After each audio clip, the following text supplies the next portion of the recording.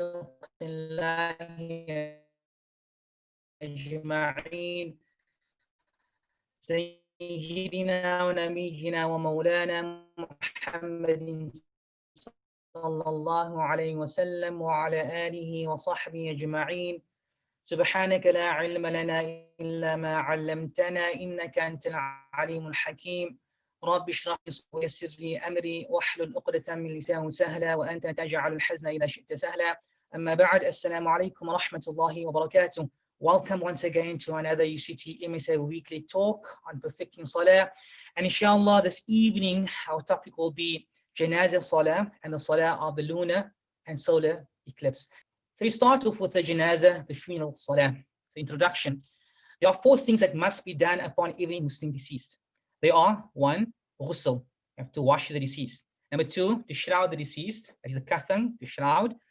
And number 3, to perform Salah on the deceased. And number 4, to bury the deceased. So any deceased, these are the 4 things that you have to do. You must do that.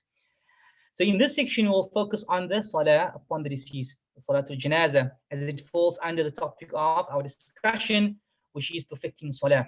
So what's the ruling of the Janaazah Salah? The funeral Janaazah Salah is a communal obligation, a fard al-kifaya. What does that mean? It means that if a few Muslims perform it, or even if one Muslim performs it, the sin falls away from the rest.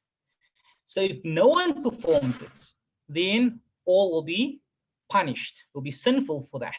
So if you know of a Muslim person that passed away, and there's no one performing Janaazah Salah on that individual, but of course with the other 4 things we mentioned, then we will all be punishing the community, because it is a communal obligation. There has to be someone that will be there, or a few individuals that will wash the deceased, shroud the deceased, and then perform the Janaazah Salah on the deceased, and of course at the end bury the deceased.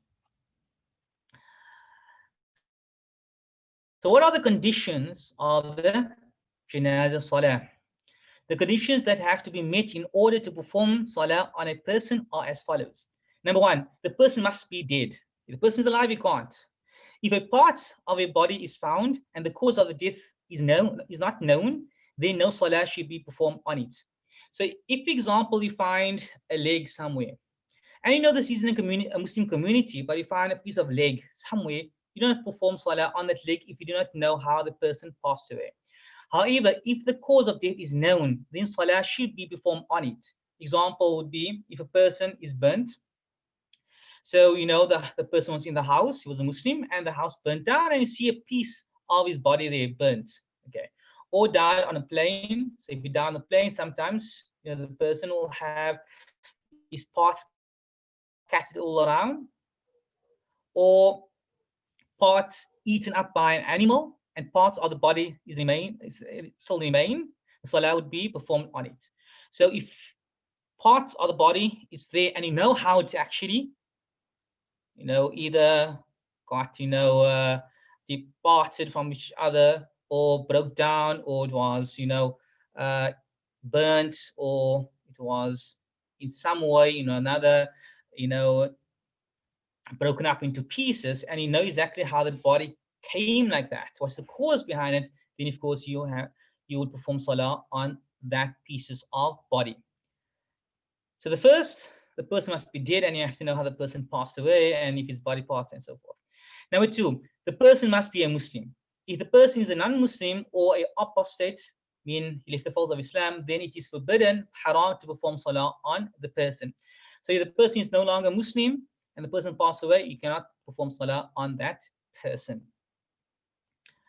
Number 3, the person should not be a martyr.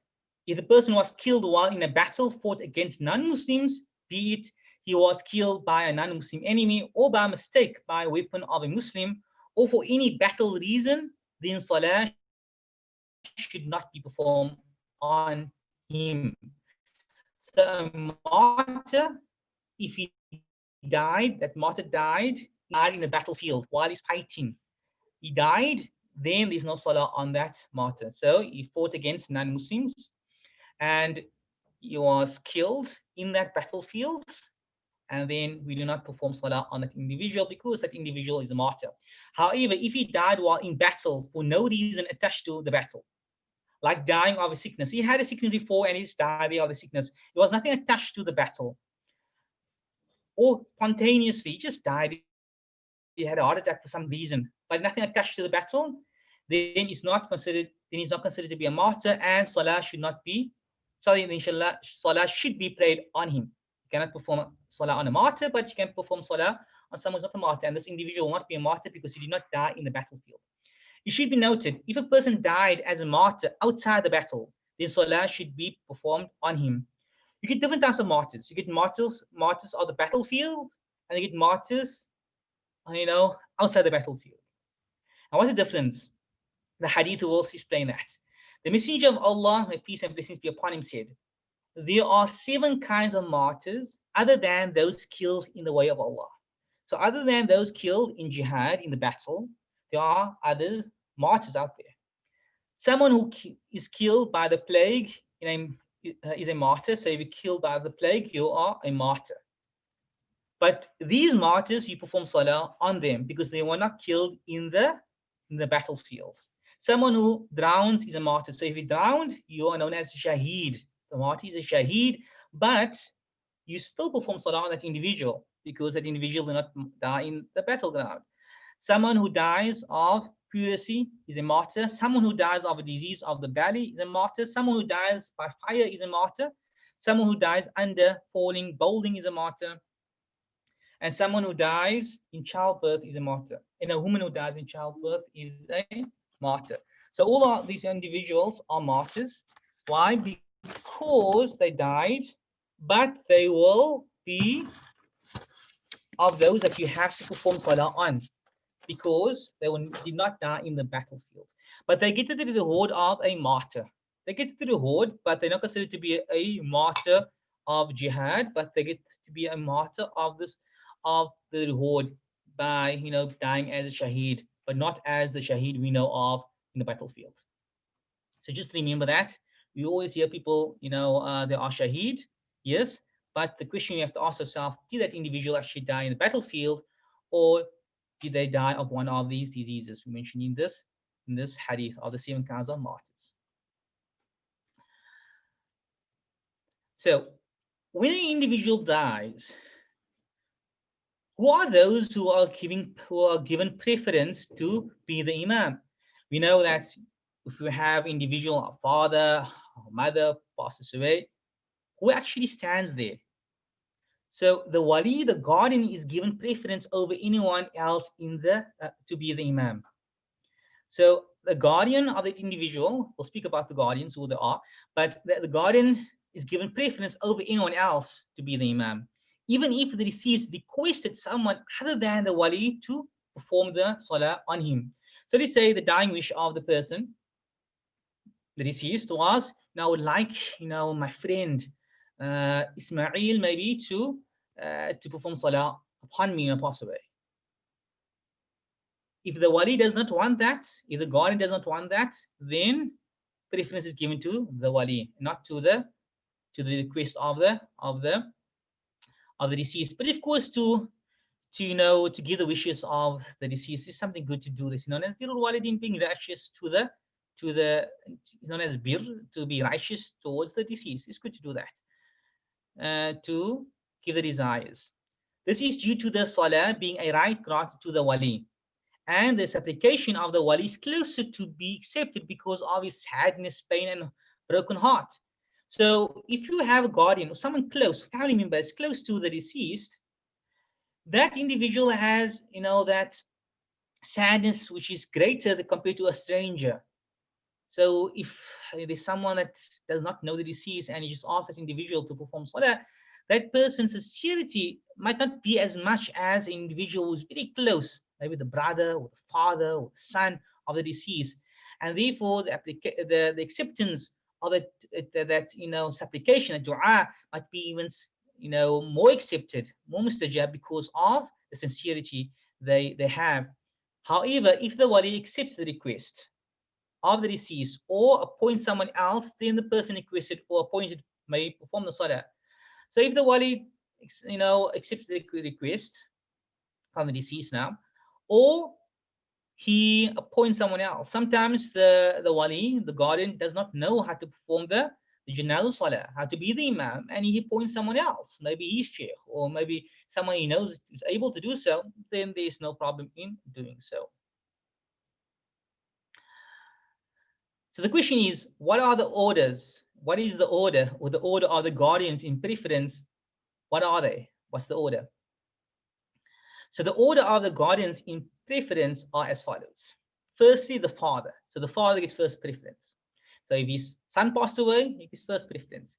Then the paternal grandfather and higher, the sons of the deceased and the sons of the deceased, and lower, the full brothers, then the consanguine brothers. This is all the sequence, the order, the priority. The sons are the full brothers, the sons are the consanguine brothers, the full paternal uncles and the sons, and lower, the consanguine paternal uncles and the sons, and the distant kindred. So this is, if you actually study inheritance, you will know this is known as the asaba. And this is, how we look at who is closer to the deceased. So the father is the most closest, then the grandfather, and so forth. And then the sons comes thereafter. The husband will be given preference over a stranger.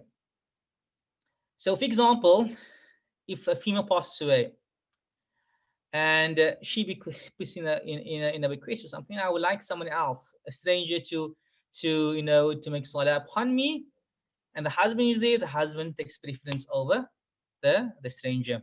It should be noted, if there are no males, then a female should be the imama. So like an imam, a female imama.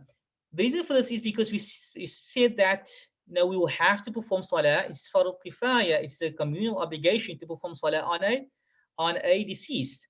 But if there's no males, let's say all the males went out for some reason, and it's only females in a community, maybe there's a child passed away, or someone passed away in a community, then of course a female may be the imama if there's no other males, because salah has to be performed on the deceased. So what happens in the instance, whereby there's more than one deceased?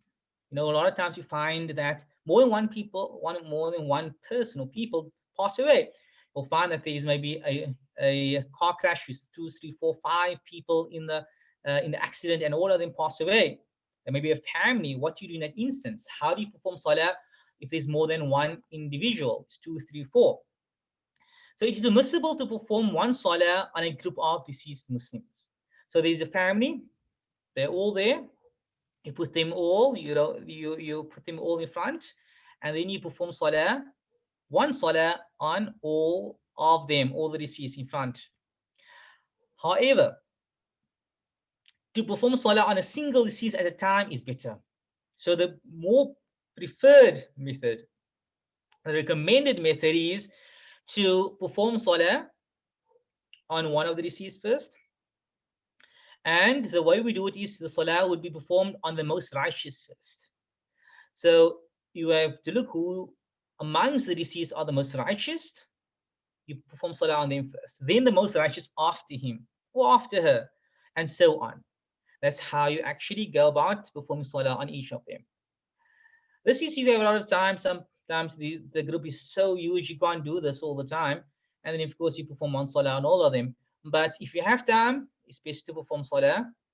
Like if you go, for example, on Umrah or on Hajj, and in the Haram there, you'll hear that there's Janaazah after every waqt. It might be that they spread it out as well. Sometimes they spread it out if possible, and then they perform it all at once. Sometimes they perform all at once. If they see that so many Janaazah, it might be that they spread it out as well. So after all the awqats, all the salah times, so that at least you are performing salah on the individual. This is because performing salah on a single deceased is more effort in there, and therefore more reward, because it's difficult to perform one salah and another salah, but you are performing more salahs, so there's more reward, and there's more sincerity for that one individual you are performing salah for, and therefore greater desire of acceptance of that salah. You want that salah to be accepted, and the du'as of the deceased to be accepted. So if there's one deceased only, the du'as of those performing the salah to be accepted for the deceased. So if there's one deceased, there's more sincerity because you're performing your dua, supplicating for this one individual, and you're performing the salah for this one individual. So the sincerity might be more, and therefore the reward might be more, and the desire for acceptance might be greater.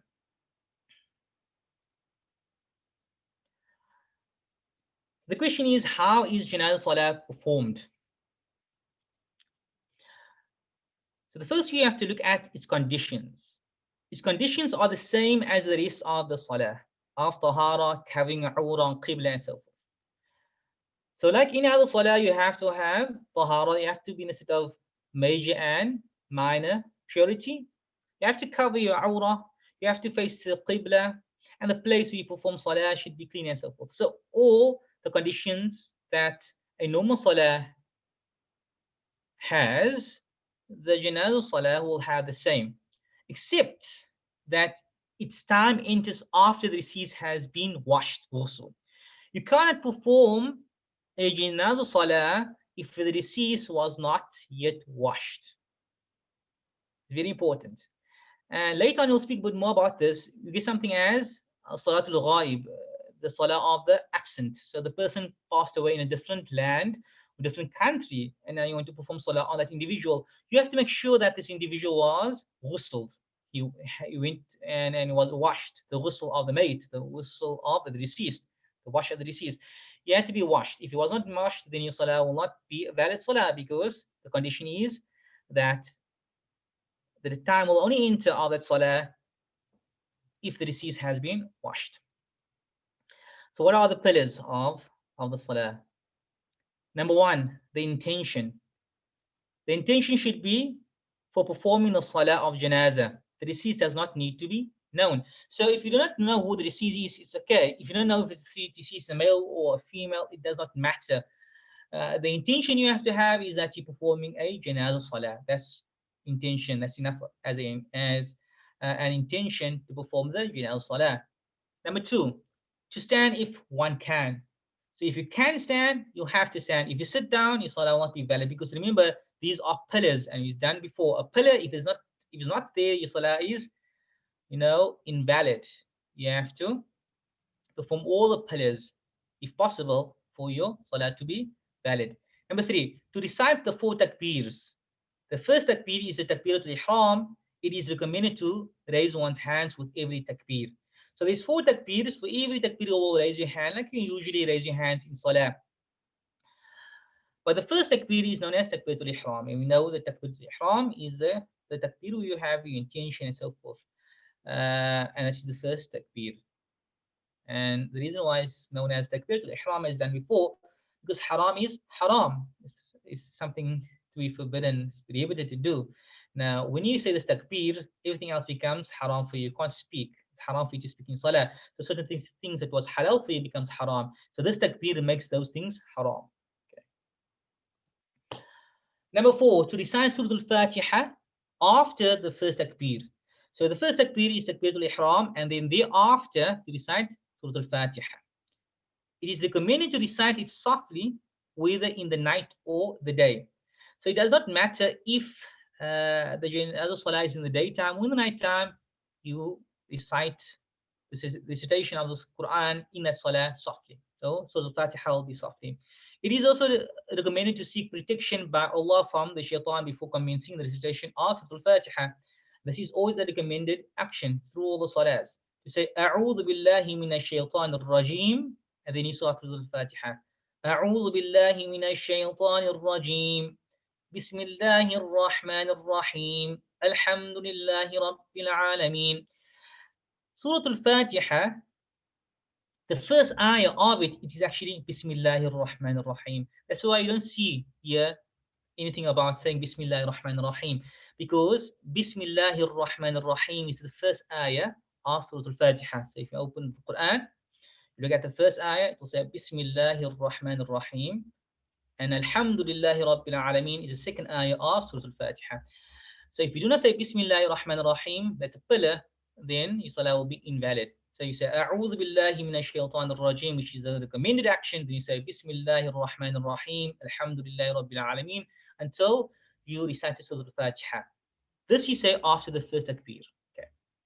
Now, it should be noted that one should not recite the dua of istiftah before it, nor any surah after it. Very important. You only recite the أعوذ بالله من الشيطان الرجيم, and then you recite Surah Al-Fatiha. That's all you do after the first takbir. You do not say وجهت وجهية. You don't say Allahu Akbar Kabira. And you do not recite the surah after Surah Al-Fatiha. The only thing you do after the first takbir is Surah Al-Fatiha. Number 5. To stand, to send salutations upon the Prophet, may peace and blessings be upon him, after the second takbir. So the first takbir, Surah Al-Fatiha. The second takbir, to send salutations upon the Prophet. The bare minimum. You will always see I mention the bare minimum. The reason why I always mention the bare minimum, so you know that if you do not know other things but only know this, then at least your salah will still be valid. It is Allahumma salli ala Muhammad. That is the bare minimum to say. So after the second takbir, you say Allahumma salli ala Sayyidina Muhammad. Then you got that. You got that pillar sorted out. And the complete form is the Salatul Ibrahimiyya, as discussed in the pillars of Salah. Allahumma salli ala Sayyidina Muhammad wa ala ali Sayyidina Muhammad kama sallaita ala Sayyidina Ibrahim, and so forth. The whole one, as we done in the pillars of Salah. In that chapter, the pillars of Salah and the recommended actions of Salah and so forth, we spoke about that. And we spoke about this as well. Okay. Number 6, to supplicate for the deceased after the third takbir. So the first takbir, it is Surah Al-Fatiha. Second takbir, it is the salutations upon the Prophet. And the third takbir will be to supplicate for the deceased. And the bare minimum form will be Allahumma ighfir lahu. That's the bare minimum. If you say that, you got the pillar. Or laha. Lahu is for him. It's the pronoun for him. Laha means for her. So in Arabic, usually you will say the pronoun as well. So Allahumma ighfir lahu, Allahumma ighfir laha. Oh, Allah forgive him / her. So it's for him, it is lahu. And if it's a female, it's laha. Or you can say Allahumma irhamhu. Allahumma irhamhu. Oh, Allah have mercy upon him. Or her, depending is it male or female. So this is the bare minimum. Allahumma ighfir lahu. If it's a male, Allahumma ighfir laha. Or you can say Allahumma arhamhu or Allahumma arhamha, depending if it's a male or a female. And it's recommended to say the following supplication. If you can memorize this, it is something great to do, because this is a hadith, and this dua is taken from the hadith. The dua is Allahumma ighfir lahu warhamhu wa'afihi wa'afu anhu wa akrim nuzulahu wa wasi' mudkhalahu واغسله بالماء والثلج والبرد ونقه من الخطايا كما ينقى الثوب الأبيض من الدنس وأبدله دارا خيرا من داره وأهلا خيرا من أهله وأدخله الجنة وقه فتنة القبر وعذاب النار. The hadith of Auf bin Malik, may Allah be pleased with him, narrated that the messenger of Allah, may peace and blessings be upon him, offered the funeral prayer, and I memorized the supplication that he said for the deceased. So Auf bin Malik memorized this. And the translation of the Arabic is, O Allah, forgive him and have mercy on him, grant him ease and respite, make his resting place a noble one, and facilitate his entry. Wash him with the most pure and clean water, snow and hail. Purify him from sins as a white garment is cleansed of dirt. Give him in exchange a better home than his home on earth, and a family better than his family. Grant him entrance to paradise and protect him from the trials of the grave and the torture of hellfire. So it's a very beautiful dua to say in your salam. And if you notice, this dua is for males. So if you want to say it in the way for female, you will say Allahumma ighfir laha warhamha wa'afiha wa'fu anha. So the ha at the end will change to males. But there are some times, the who will change to a ha, from a male to a female. But there are certain times whereby you do not know if that deceased is a male or a female. You might be in Makkah. Sometimes in Makkah you always hear that there's Janaazah, but you don't know if it's a male or female. Or maybe you went into the mosque one day and you performed salah and you did not hear if it's a male or female, and you just saw there after the salah there's a janazah salah and you have to perform the janazah salah. You don't know the person. As we said, the condition is that you don't need to know the person. There's no condition that you have to know the person, or know if it's a male or female. So how do you perform that dua? How do you supplicate in that instance? So the supplication should be adapted for female by changing its who, which is him, who means him, for male, to her, which means her, which is female. It should be noted that if the gender of the deceased is unknown, meaning he doesn't know, the pronoun used can be the who for male or her, female pronoun. The who will refer to the word mate. So the who will refer to the word mate. The mate in Arabic means deceased, which is a masculine word. So the who, Allahumma fir lahu, and then that pronoun who will refer to not a male, but to the word deceased. And that word deceased can denote a male or female deceased. So if you don't know if the deceased is a male or female, you just say Allahumma fir lahu warhamhu wa'afihi wa'afu anhu. All the pronouns will go to the word mate, so you're making dua for the deceased. But you don't know if the deceased is a male or female, but the dua will be for the deceased. The alternative is to use the word ha. The ha will refer to the word janazah. Janaazah, which means funeral, which is a feminine word that can denote a male or female funeral. So you can either make dua for the deceased, a deceased, which is mate, which you will use who, or you can use the word ha to refer to the word janazah. Janazah means a funeral, and you're making dua for the funeral in general. And use the word ha. Allahumma fir laha warhamha wa'afiha wa'afu anha wa akrim nuzulaha, and so forth. So you're changing the who to ha, depending on what you're most comfortable with. And this is in instance whereby you do not know if it's a male or a female. And number 7, the 7th pillar, to say the taslim after the 4th takbir. It is also recommended to say the following supplication before the taslim. Allahumma la tahrimna ajrahu wa la taftinna ba'dahu wa ghfir lana wa lahu. Oh Allah, do not deprive us of his reward, and do not try us after him, and forgive us and him. It's recommended to recite both the taslim at the end of the salah. Meaning to say Assalamu alaikum wa rahmatullah when you move your head to the right, and to say Assalamu alaikum wa rahmatullah when you move your head to the left. If you, for example, happen to be in Makkah or Medina, they follow a different madhab and they will only say it once. So they will say Assalamu alaikum wa rahmatullah when they move their head to the right hand side.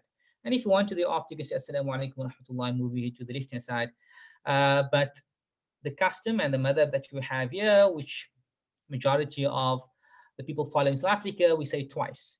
So when you attend the Janaazah Salah, you will see that the Imam will say Assalamu alaikum wa rahmatullah, and again Assalamu alaikum wa rahmatullah.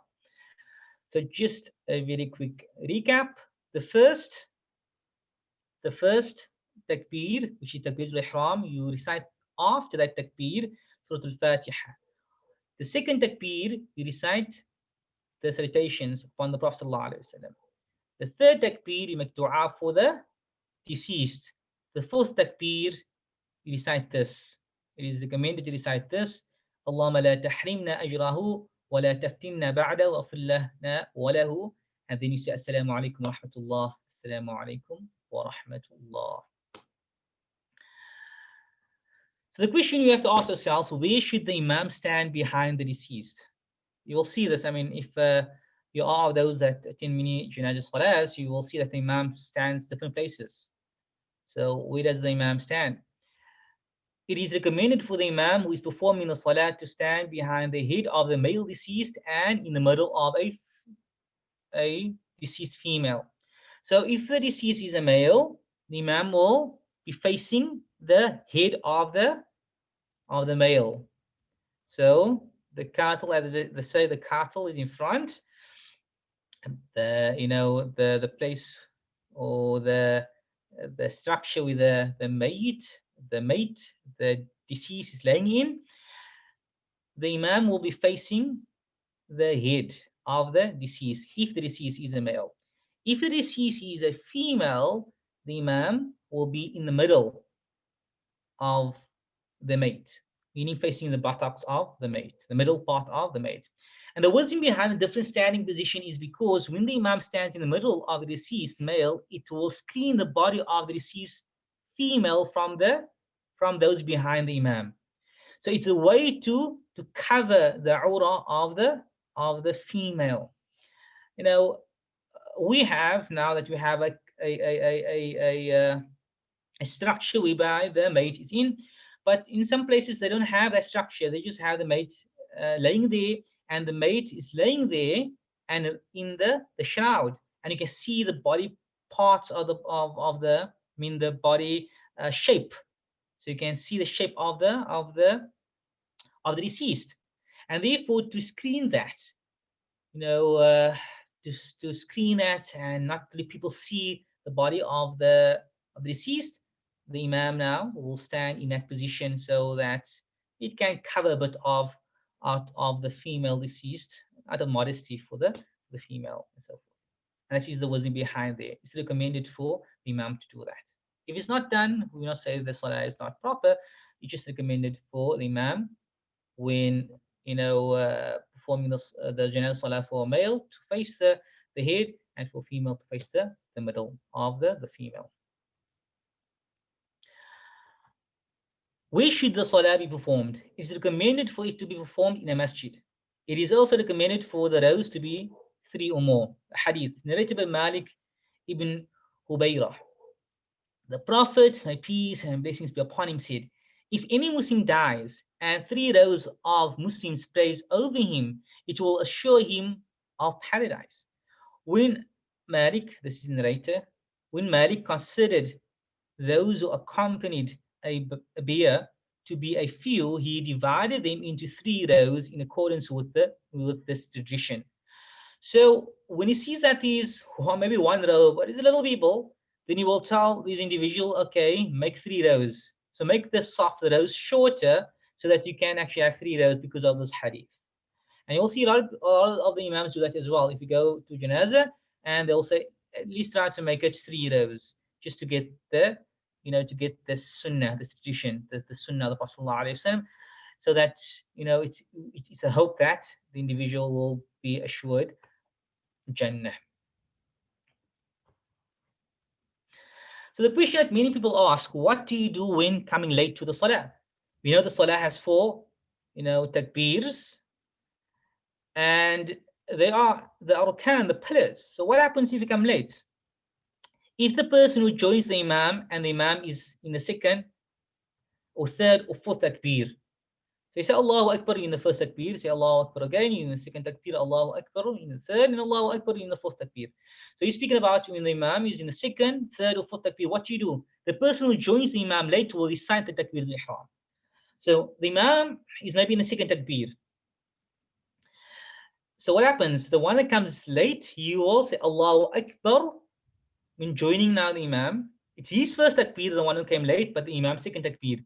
And so his 1st takbir, he will recite the Surah Al-Fatiha, because after takbir al-ihram, the arkan is, the rukun, the pillar is that he recites Surah Al-Fatiha. So he will then recite Surah Al-Fatiha. This is because it is the beginning of his salah. He's starting his salah, so he has to perform Surah Al-Fatiha, he has to recite that. He will then complete the salah with the Imam. So when the Imam recites the takbir again, so it will be the Imam's 3rd takbir, it will be the person's 2nd takbir now. So he starts off, he made his own takbir, the first one, and then now he follows the Imam in all the consecutive takbirs with the Imam. It will be the person's 2nd takbir, he will start with the salutation on the Prophet and so on. So the Imam will be in 3rd takbir, and the Imam will now make dua, supplicate for the deceased. But the one who came late, he will now send salutations upon the Prophet ﷺ. When the Imam completes the salah, he will then complete his salah with the rest of the takbirs that he has missed in the usual manner. So what takbir did he miss? He missed the last takbir, because when the Imam said Assalamu alaikum wa rahmatullah, Assalamu alaikum wa rahmatullah, the Imam was in the fourth takbir, but he was still in his third takbir. So he still has one more takbir to do. So when the Imam said Assalamu alaikum wa rahmatullah, Assalamu alaikum wa rahmatullah, then he will say Allahu Akbar. He will do his fourth takbir, and then he will say Assalamu alaikum wa rahmatullah, Assalamu alaikum wa rahmatullah. This is how, you actually complete what you missed from your salah, of your salah of the Janaazah salah. Very important to know that. A lot of people just join and then after they say Assalamu alaikum wa rahmatullah and they don't complete their salah. But it's very important to note that those are pillars that has to be performed in your salah. Therefore, you have to complete it once the Imam completes his salah. Once the Imam says Assalamu alaikum wa rahmatullah, Assalamu alaikum wa rahmatullah, you will say Allahu Akbar, and you will now continue with those takbirs that you missed out. And of course, you will say your takbirs, and of course, what comes after takbir, whatever you missed out of the takbir and what comes after the takbir. And now you move on to the salah on the one who is absent. So sometimes you have a family member who passed away in Mecca. We have a family member who passed away some other country, who stays overseas or something like that. And you're very close to that family member and you want to make dua, make salah on that individual. You can do that. So the salah on the one who is absent. It is permissible to perform salah of the one who is absent, or on the one who is absent, on condition that the deceased is situated outside the country one is in. So if the individual is in the country cannot do the salah or passed away, it has to be in somewhere for another balad, in another country, somewhere very far. So if an individual is in a different country, then you can perform Salat al-Janazah on that individual. It does not matter if the deceased is in the direction of the Qibla or not. Because one might think that the way how you perform Janazah Salah, you're facing the deceased. And between yourself and the Qibla is the deceased.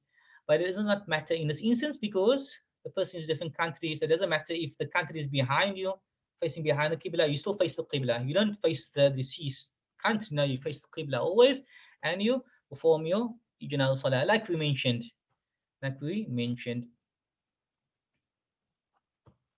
Okay, and now we move on to the Salah of the lunar kusuf and solar kusuf eclipse, inshallah.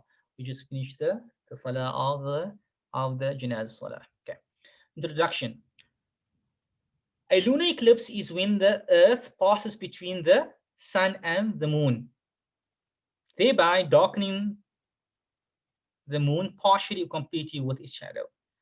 So the sun shines on the earth and the earth casts a shadow on the moon, and that's why the moon is darkened. Okay, so this is the lunar eclipse. The solar eclipse is when the moon passes between the sun and the earth. Now the moon is between the sun and the earth, thereby blocking the rays of the sun partially or completely. So the moon is blocking the rays of the sun that is arriving or moving towards the earth. Okay. The Salah of the lunar and solar eclipse is a legislated prayer where the servant turns to Allah to remove the calamity of darkness and to return the light. And this is something Allah subhanahu wa ta'ala is taking the light away. So you are returning to Allah subhanahu wa ta'ala, for Allah subhanahu wa ta'ala to bring back the light. It is also performed to glorify Allah for His power and might to be able to cause the eclipse, as they are signs of Allah and His greatness. This eclipse is something, a sign of Allah subhanahu wa ta'ala, something great, allowing the sun to darken by having the moon between the earth and the sun, as well as having the moon to darken, to be covered by the shadow of the earth. So what's the ruling of the lunar and solar eclipse? The Salah of the lunar and solar eclipse is an emphasized, recommended action, a sunnah mu'akkada. It's something that the Prophet ﷺ used to do a lot whenever it happens. It is recommended for every Muslim male, female, resident, traveler, child, and adult. So anyone who's a Muslim should perform, the Salah. Hadith narrated Abu Mas'ud. The Prophet, may peace and blessings be upon him, said, "The sun and the moon do not eclipse because of the death of someone from the people, but They are two signs amongst the signs of Allah. When you see them, stand up and pray. So the Prophet ﷺ said, when you see the eclipse, you stand up and you pray. The reason for this is because in the past, before Islam, when there used to be eclipse, they used to attribute that eclipse to a death of someone. And when the Prophet ﷺ's son passed away, it was eclipse. And the Prophet ﷺ, they said, this is not because of anyone passed away, it is a sign of Allah subhanahu wa ta'ala. The Quran. And of his signs are the night and the day, and the sun and the moon. Do not prostrate to the sun or to the moon. So you're not performing the salah for the sun or the moon. You are performing this by prostrate to Allah. You're doing it for Allah subhanahu wa ta'ala. It's out of his power, how he's able to, to do it. Who created them, if it should be him that you worship. For the salah, these two salahs, they are the exact same. There are no adhan or iqamah for the lunar or solar eclipse salah. However, it is recommended to call to the salah by saying as-salatu jami'ah. If you're in Mecca or Medina, you will hear this. They'll say as-salatu jami'ah. The prayer is to be offered in congregation. So everyone will now go to the mosque because they know there will be a congregational salah happening there. And there is no adhan or iqamah, so they know this is not a time when you usually perform salah, and people will just now come and they will go to the mosque to perform a congregational salah. When are they performed? The time of the lunar and solar eclipse commences as soon, or the time of the lunar and solar eclipse salah commences as soon as a portion of the moon or sun is covered. It is therefore permissible to perform the salah as long as the eclipse is present. However, if the eclipse has passed, there is no making up of the salah. So it's no qada'an for the salah. You only can perform the salah when there's an eclipse. If there's no eclipse, no lunar or no solar eclipse, you can't perform the salah. It's like you can only perform maghrib when the sun sets, and you can only perform the salah when there is an eclipse. It is also recommended to be performed in times when it is impermissible to perform optional prayers. This is because it has a current cause, which is the eclipse that is present. Note, the reason or cause of the salah is not in the future, therefore it is permissible. We mentioned this, that if something, a optional prayer, has a future reason, a future cause, then it's not allowed to perform that. You can't perform the salah for something in the future, because this salah is not happening in the future, it's happening now, you're allowed to perform it. So optional prayers that has a past or a current cause can be performed in times whereby it's impermissible to perform optional prayers, like after Asr, for example. So if there's eclipse after Asr, you're not allowed to perform something that has a future reason. You only can perform something that has a reason now. For example, Salatul Istikhara, you cannot perform after Asr. Why? Because the Salah you're performing is for future. Because Salatul Istikhara is connected to the Dua. You perform the Salah first, then the Dua. The Dua is in the future, so you can't perform it now for something in the future. But if it's now current, then it's allowed. For example, like the Salah, the only two current Salahs is the Khusuf and the Kusuf, the solar and the lunar eclipse Salah. Note, the reason or cause of the salah is not in the future, therefore it is permissible. So it's permissible to perform that in that time period. The salah, how to perform the lunar and solar eclipse salah. Okay. The salah consists of 2 rak'at. Each rak'at consists of 2 standings, 2 rukus, and 2 recitations. It is recommended to be performed in congregation jama'ah, however, it can be performed individually as well. So if you see that if there is eclipse and no one around is performing this, you can perform the salah by yourself. Its bare minimum form is as follows. So remember, I always speak about the bare minimum. This is the bare minimum, means the bare minimum reward as well. Of course, you try to do the complete form and to do as much of the recommended action as possible. But I say the bare minimum, so you know exactly if you do just this, you get the salah will be valid. Number 1, start the first rak'ah by standing with the takbiratul ihram while having the intention in the heart for the particular salah. So you say Allahu Akbar while you are standing, and you have the intention that you are performing this either kusuf salah or khusuf salah, meaning lunar eclipse salah or the solar eclipse salah. After that, you recite Surah Al-Fatiha. Then you go down to ruku'. You bow down into ruku', Then you raise up from the ruku to standing position. Then you start Surah Fatiha again. Then you bow down into ruku, you rise up into the i'tidal, and then you complete the rak'ah as usual. Repeat the above steps in the second rak'ah and complete the salah as usual. So you see something different here. This is a different type of salah. You're not used to this kind of salah because you're performing 2 rukus and you're reciting twice and you're standing up twice in the salah. Something different compared to usual salah.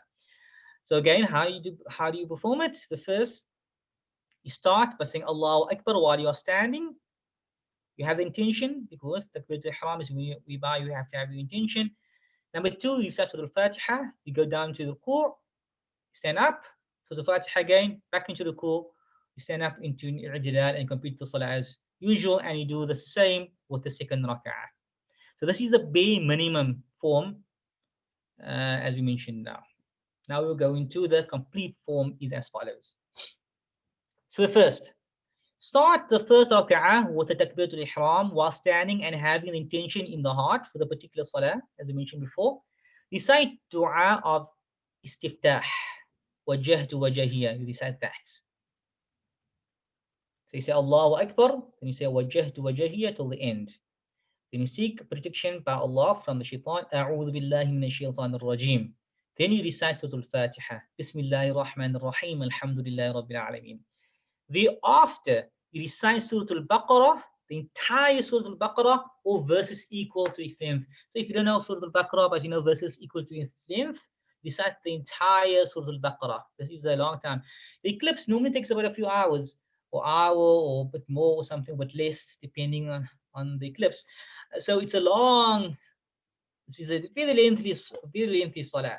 So you recite the whole Surah Al-Baqarah if possible, or verses equal to its length. Then you bow down into ruku'. This is the first ruku'. Remember, every rak'ah has 2 ruku'. So this is the first ruku' now. You bow down into ruku' and glorify Allah, tasbih, for the length equal to 100 verses of Surah Al-Baqarah, which is approximately 20, 22, or 25 minutes. You say Subhan Rabbil Azim wa bihamdi, Subhan Rabbil Azim wa bihamdi for 20 to 25 minutes while you're in the ruku' position. And then rise up to stand again. So now you're standing up for the second time in the first rak'ah. You recite Surah Al-Fatiha, then you recite Surah Al-Imran. So Al-Imran, the second surah after Surah Al-Baqarah, or verses equal to its length.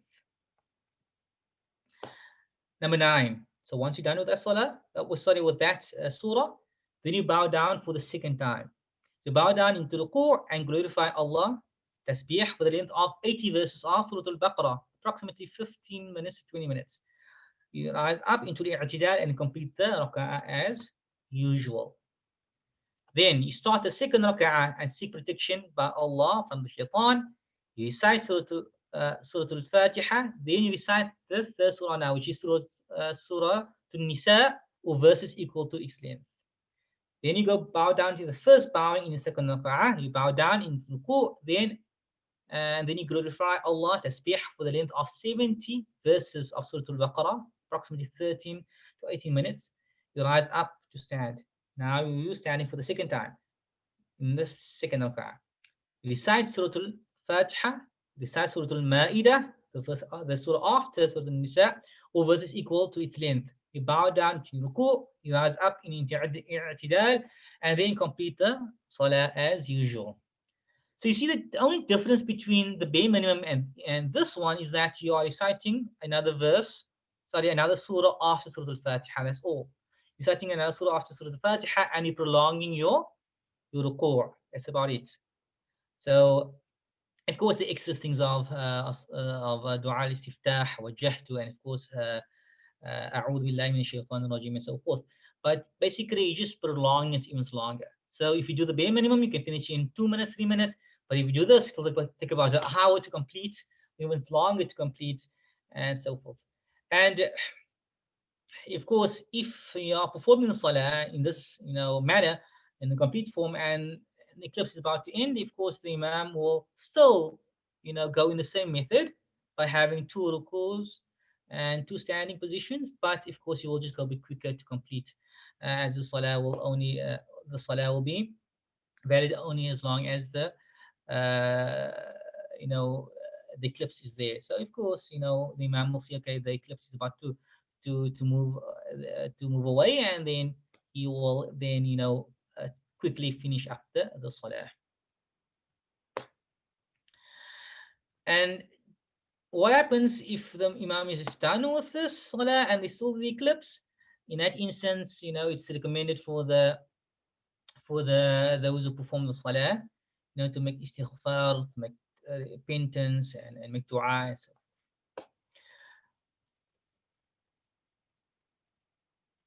Okay, how to recite in the lunar and solar eclipse salah? So remember the long surahs, how to recite it? It should be noted that the recitation of Quran in the solar eclipse salah will be done softly. So solar eclipse is in daytime, solar, sun, daytime, softly. And the reason for this, as it is daytime salah, all the salahs in daytime, besides now Fajr is done. If Fajr salah is still dark, so the sun is not out as yet, is done softly. So when the sun is out for Zuhr, we perform it softly. When the sun is out for Asr, you perform it softly. The sun is setting for Maghrib, no more sun, now you go back to loud.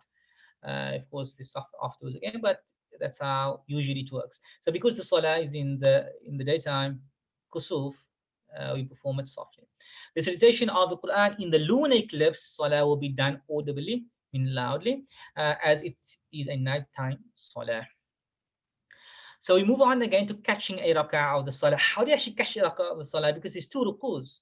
And we know usually for a salah, if you catch the imam while he's in the ruku', you have that rak'ah. You don't need to do that rak'ah over, you have that rak'ah. So what you do in this instance, because it's two rukus, a person will catch the rak'ah with the imam if the person joins the imam in or before the first rak'ah. If he joins the imam after the first ruku', if he joins the imam in or before the first ruku'. If he joins the imam after the first ruku', he has missed the first rak'ah and has to make it up after he completes the salah. He will complete the last rak'ah with two ruku's. So when he makes up the salah, when he completes the salah, he does the exact same manner. He will have a rak'ah with two ruku's in there, two standings in there, and two recitations in there.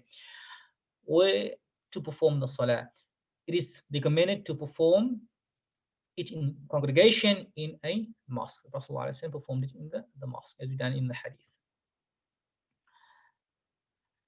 The two sermons after the salah. After the lunar or solar eclipse salah in congregation, the imam will give two sermons. The conditions and pillars of the sermons are the same as the Jumu'ah sermons. The imam will encourage the attendees to repent, to do good, and not to waste their time in being heedless. So the imam will give some advice to them to repent and to be good. It should be noted, if the salah is performed individually, there will be no sermon after it. Like the Eid salah, if you perform the Eid salah individually, you don't perform the sermon after the khutbah. The salah, of course, if it's congregation, you'll have a khutbah thereafter. Hadith narrated by Abu Bakr. The solar eclipse occurred while we were sitting with the Prophet, may peace and blessings be upon him. He got up, dragging his garment on the ground hurriedly till he reached the mosque. So he's standing in the mosque. The people turned to the mosque, and he offered a two rak'at prayer, whereupon the eclipse was over, and he faced us and said, so now he's giving the khutbah. The sun and the moon are two signs amongst the signs of Allah. So if you see a thing like this eclipse, then offer the prayer and invoke Allah till he remove that state. And to that, inshallah, we end off. If there's any questions, please to ask, inshallah, bismillah.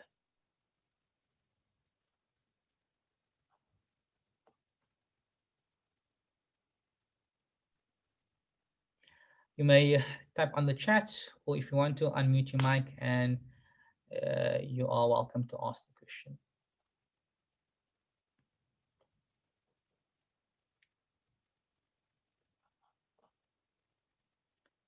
If there's no questions, then inshallah I'll hand it off to Ilyas to do the closing. Wassalamu alaikum wa rahmatullahi wa barakatuh. Bismillah ar-Rahman ar-Rahim. Jazakallah khairan to Sheikh Khalid for a really insightful lecture. I greatly benefited from it, and I And we all make dua that Allah bless you, Sheikh Khalid, and continue to allow you to bless us with your knowledge and wisdom, inshallah. And I hope that all of you have a wonderful weekend. Just a reminder that the applications for the General Committee of the MSA do close tomorrow. So if you are thinking of applying, or if you know somebody who you think would be a good candidate, please inform them. We've sent an email with regards to the application form and the other details. So we really encourage you to consider applying. You know, it's a fabulous opportunity when you on the MSA. There's so many good things that alhamdulillah we can do if we work together. There's always this concept of, you know, when you work together with people, there's so much more that you can achieve than if you were to do it on your own. And I think the MSA is a wonderful space to accomplish that. And with that being said, I wish you a very good weekend. Barakallahu fikum wa afu minkum wa salamu alaikum wa rahmatullahi wa barakatuh.